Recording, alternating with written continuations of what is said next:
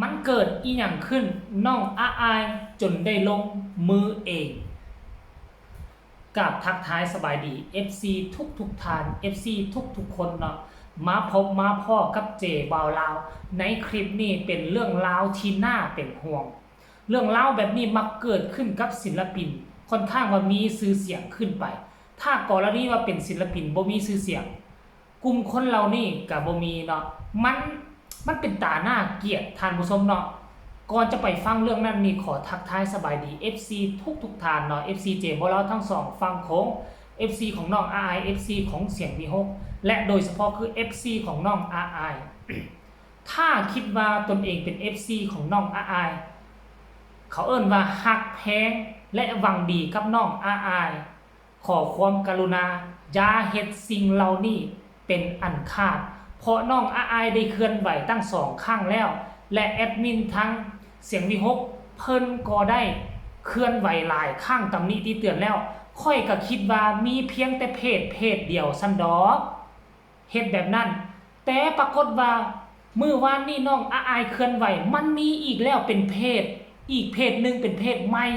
สรุปแล้วมันมีจักเพจที่ใส่ชื่อว่าอาไอแฟนคลับ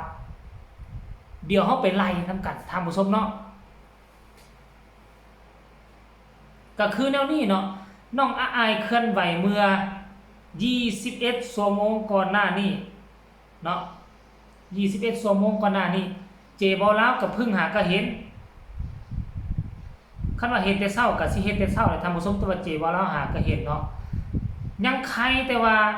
โชคดีหน่อยนึงเนาะคือเจบ่าวลาวบ่มีแฟนเพจมีอยู่แฟนเพจแต่บ่ค่อยเอาคลิปแต่บ่ค่อยเฮ็ดคลิ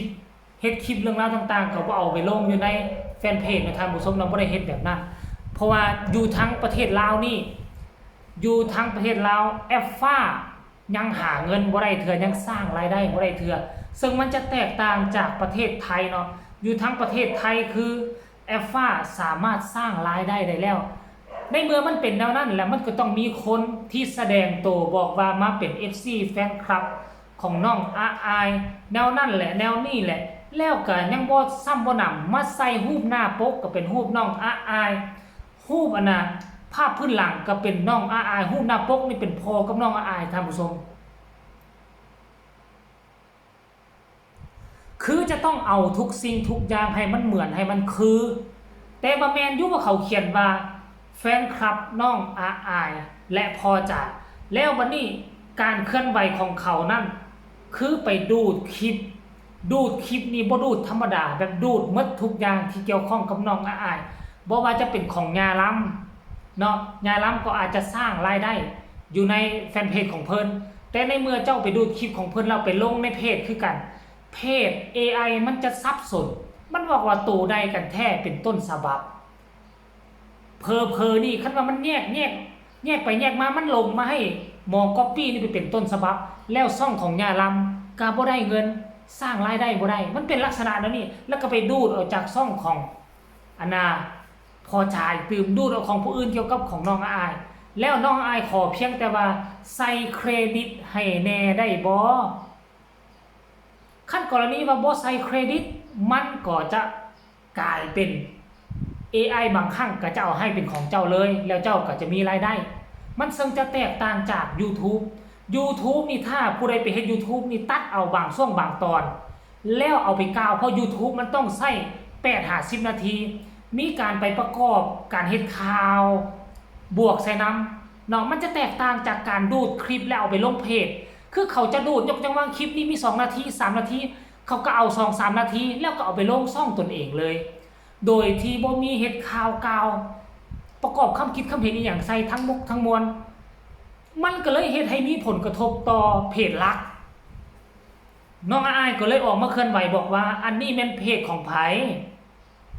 ฮู้บ่ว่าเจ้ากำลังดูดคลิปของทุกคนโดยที่บ่ใส่เครดิตเลยบ่ให้เครดิตดูดของพอดูดของยาล้ำดูดของทุกคนเลยฮักศิลปินควรแชร์ดีกว่านะค่ะเห็นบ่ล่ะขอบคุณค่ะหลังจากนั้นน้องอายเคลื่อนไหวแล้วนี่ก็มีคนมาให้ คำคิดคำเห็นมีคนมาให้ความสนใจหลากหลายคนก็เข้ามาเข้ามาคอมเมนต์ต่างๆนานาและ FC ทุกคนเขาคอมเมนต์ในแนวทางเดี๋ยวจีบอกเราจะอ่านให้ฟังเด้อขออนุญาตส่งรายงานทุกเพจ อันนี้เป็นเพจเด้อเขาแนะนำทุกเพจที่ดูดคลิปไปลงนะถึงจะใส่เครดิตแต่มันก็ยังเป็นคลิปจากพวกเฮาอยู่ดีถ้า AI ตรวจสอบแล้วมันไปบอกคลิปที่คุณดูดเอาไปลงเป็นต้นฉบับนั่นหมายความว่าคลิปที่พวกเฮาลงเพจของเฮาฉบับจริงๆนี่จะถูกเปลี่ยนเป็น